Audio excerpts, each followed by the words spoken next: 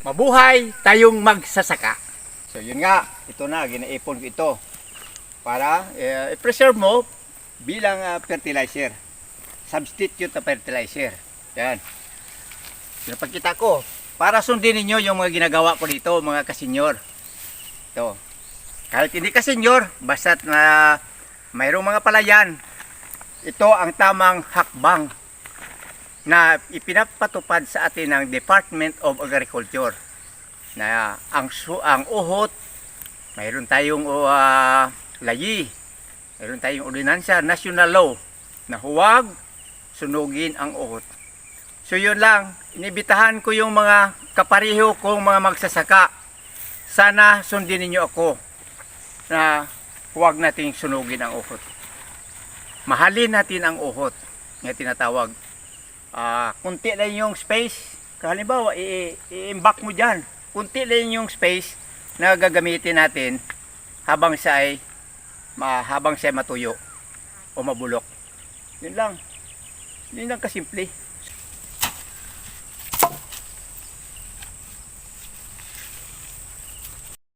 Tingnan nyo guys, bulok na, pwede na ito magamit sa kahit anong tanim ang gusto mong gamitan nito. Salamat. Yan. Asawa. Yun. Kung kayo nagtutulungan na mag-asawa, ako'y naniniwala na maabot niyo yung kanyang mga dream. Yung mga dream ng mga maganda. Yan. Patuloy lang araw-araw na may ginagawa ka dito sa iyong farm para maabot mo yung mga dream mo sa iyong farm.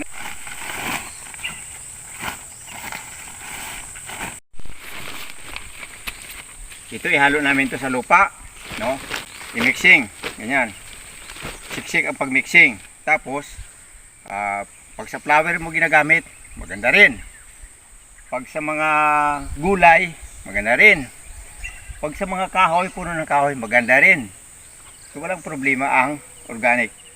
So yun nga, sa mga kasenyor ko, mga senior citizen, advice niyo sa mga kapariho nating mga manggagawa sa farm na huwag sunugin yung uhot. Yun ang pinaka-importante. At siyempre, ulit-ulit ko, bawal magsunog ng uhot kasi malayi tayo pag-abot sa national government natin, pag-abot sa Department of Agriculture na pahalagahan ang uhot, huwag sunugin. Kaya malaki ang babalik na fertilizer sa iyong farm pag yung uhot mo ay hindi mo sinunog. At ito na, ginagawa ko na dito sa aking farm. Malaki na. Siguro abot ng mga 30 sakos to. Pag makuha ko, may doon pa ako.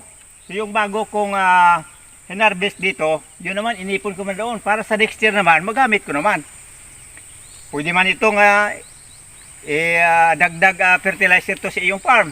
Halimbawa, ito ikalat mo dyan sa mga mahina ng palay. Yun. Ang technique yan, doon sa mga mahina ng palay, yung tinatawag na bantod, yung bantod, siyempre mahina yun ang palay, ikalat mo to. So substitute na fertilizer. Kunti lang gagamitin mong fertilizer pag ano ka ng fertilizer sa palayan mo magamit. Ito ang ginagawa ko.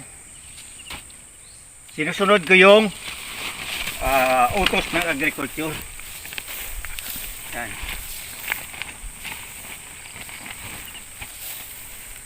Sundin mo yung mga napagawa sa iyo ng agriculture.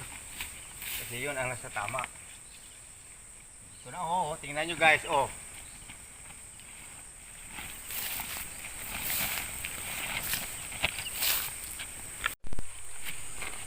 guys, tingnan nyo guys, dunot na, bulok na, dunot na. Pwede na to mahalo sa lupa para gamitin mo sa mga tanim mo. Ito na, iniipon na namin ni Mrs.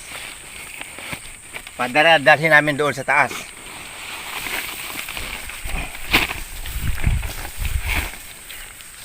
Yan.